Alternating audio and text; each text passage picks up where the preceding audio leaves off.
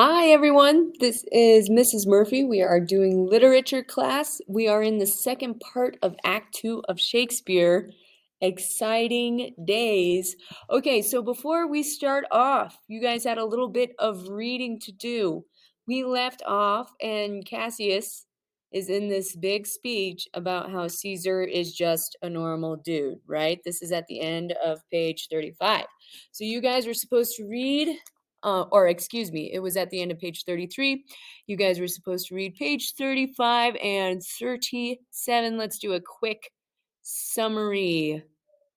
Let's pull that up, perhaps. Where is it? I just had it up. Mrs. Murphy, Mrs. Murphy. Here it is. I found it.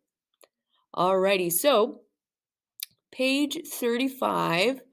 So this is Cassius talking right now, and he's saying they were out for a swim, and then Caesar cried to Cassius, "Help me, Cassius, or I'll drown." So so he's comparing himself to a great ancestor, Aeneas, blah, blah, blah, because Aeneas rescued uh anchovies, I don't know his name, but he rescued him from the flames of Troy. He said, like Ananias did for anchovies, I did for Caesar. I saved him from the waves of the Tiber. I'm the best. um and then and so now he's saying, but Caesar is kind of like a god, and I'm a wretched nobody. That's what everyone thinks of us. Everyone loves Caesar. Everyone's cheering on Caesar. But I saved his life, and everybody acts like I'm a wretched nobody. Alrighty, he's saying Caesar had some fever in Spain, and he yelled out, kind of like, let me see, oh, his blood drained from his lips. Um, and then he says he called out for water like a sick girl. Blah blah blah blah blah. So he's comparing him to a sick girl, which there's nothing wrong with being a sick girl, but you know, you know how old literature be.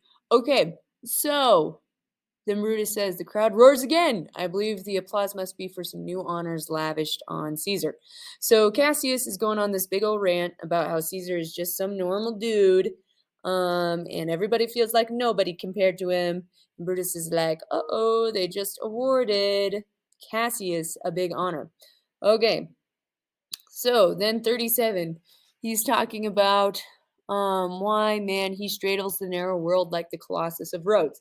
That's a giant statue in, oh, where is it? Let me see, it's in my notes.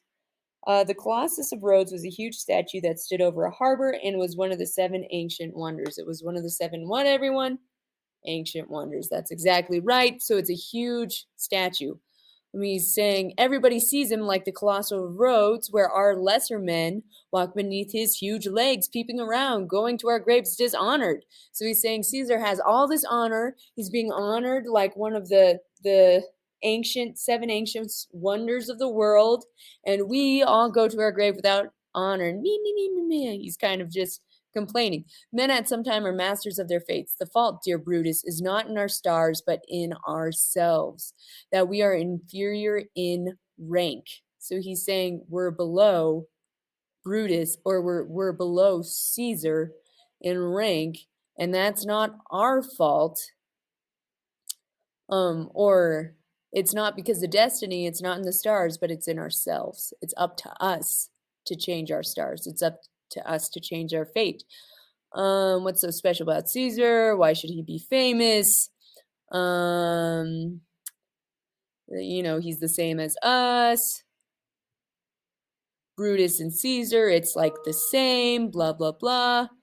Rome till now. Alrighty, so that's just kind of a big old speech, who pretty much says, where Cassius is like, man, Caesar does not deserve this honor. He doesn't deserve that more than you. He doesn't deserve that more than me. We got to change this. That's what he's saying. And then Brutus is like, well, I'm glad you think of me so highly. What would you have me do? Some other time, I'll tell you how I've thought about this and the political situation generally. But for now, I can ask of you as a friend, I'd prefer not to be persuaded any further. What you have said, I'll consider. And then this is where my PowerPoint is going to start. What you'll say later, I'll listen to carefully and fix suitable time for discussing such important matters. Meanwhile, my noble friend, turn this over in your mind. Brutus would rather be a peasant than a Roman citizen under the present oppressive regime. Okay, so a summary of what just happened here, right? Cassius is going on this big old rant about how Caesar does not deserve all this honor. He shouldn't be king. Brutus says that the crowd is roaring. They must have just lavished Caesar with a big honor. Cassius says, wow, he's like that giant statue that everyone loves, and we're all just like nobodies compared to him. Bummer. We got to change that. And Brutus says, thanks for your regard. I'll chew it over. I'll think about it. I'll tell you what I think about it later. Just know that I would rather be impoverished. I would rather be poor than a Roman citizen under the present oppressive regime. He's saying, I would rather be in the dumps than be in Rome and be a real citizen under what's going on politically right now. I would rather be in poverty. So he's saying pretty strongly he doesn't like what's going on in Rome with the oppressive regime. Brutus is kind of being convinced by Cassius that something needs to be done about this current regime. Okay, so that's kind of where we left off. All right, so thank you all for sending me photos of your beautiful dogs and your beautiful selves. I decided that the characters who I already have shown in the play thus far, I'm not going to change their names. Okay, so we had a couple characters over here. Let's see. So we had all these characters that are going to stay the same because they're already people's pets. We had two characters here that I changed because they haven't made their appearance yet. We haven't gotten used to them in the PowerPoint. I thought if I like changed characters that had already been talking, like I'm keeping the little confused baby as Brutus because we've already seen him as that. I think if I change it up, it'll just be confusing. But Decius is going to be this cute little dog right here. And then Cicero, I won't mention her name, but some student sent this to me and said, Mrs. Murphy, I'ma be famous, which I'll keep her anonymous. But this, that's Cicero for our PowerPoint's views. Okie dokie. So let's see. This is where they're having this conversation. So we kind of start up back here. You have Brutus, you have Cassius. They're in the middle of this conversation. And this is at the very end where Brutus says, meanwhile, my noble friend, turn this over in your mind. Brutus would rather be a peasant than a Roman citizen under the present oppressive regime. So he's saying he's not liking the political situation. He would rather be impoverished than be stuck in this political situation. And Cassius said, I'm glad that my little speech has sparked off such a show of spirit in you, Brutus. And then Caesar arrives. Everybody's coming back. Caesar shows up. So they're kind of talking quietly. Brutus says, the games have ended and Caesar is returning. And Cassius says, as they pass by, pull Casca by the sleeve. In his sour way, he'll tell you what notable things have happened today. So they're pulling somebody aside and asking them what just happened. I'll do that. But notice, Cassius, that Caesar's brow is flushed with anger and that all the others look embarrassed.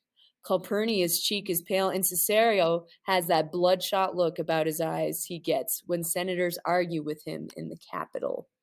Casca will tell us what has happened. So everybody's coming back, and they're noticing a little bit of change. They're like, ooh, seems a little bit sketchy.